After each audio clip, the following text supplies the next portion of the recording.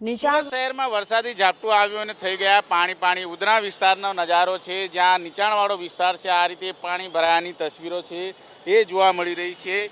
જે રીતે વરસાદી માહોલ સુરત શહેર સહિત દક્ષિણ ગુજરાતમાં જામ્યો છે, ત્યારે વરસાદી ઝાપટું આવે છે અને આ રીતે પાણી થઈ જતા હોય છે, ત્યારે ગટર મારફત જે પાણીનો નિકાલ થવો જોઈએ એ નહીં થવાના કારણે આ રીતની સ્થિતિનું નિર્માણ થતું હોય છે। અત્યારે વાહન ચાલકો છે સુરતના ઉધના વિસ્તારથી નવી સિવિલ હોસ્પિટલ તરફ જવા પ્રયાસ કરતા હોય છે, ત્યારે આ પ્રમાણે કેટલાકના વાહનો છે એ પણ બંધ થઈ જતા હોય છે। ઠેક ઠેકાણે નીચાણવાળા વિસ્તાર છે ત્યાં આ રીતે પાણી ભરાયાના તસવીરો છે એ જોવા મળી રહી છે। ત્યારે સુરત મહાનગરપાલિકા દ્વારા જે વારંવાર વાત કરવામાં આવતી હોય છે કે પ્રી મોન્સૂન કામગીરી કરવામાં આવી છે, ત્યારે આ પાણીનો ભરાવો થતો હોય છે, ત્યારે એના માટે જવાબદાર કોણ એ સૌથી મોટી અત્યારે હાલ પ્રશ્ન છે ઉપસ્થિત થઈ રહ્યો છે। સુરતના અલગ અલગ વિસ્તારોમાં પાણીનો આ રીતે ભરાવો થઈ રહ્યો છે, પછી નવી સિવિલ હોસ્પિટલ હોય કે સુરતના ઉધના લિંબાયત વિસ્તાર હોય કે પછી અન્ય કોઈ વિસ્તાર, ત્યાં આ પ્રમાણે ઠેક ઠેકાણે પાણીનો ભરાવો થઈ રહ્યો છે અને નીચાણવાળા વિસ્તાર હોવાના કારણે આ પાણીનો ભરાવો થવાના કારણે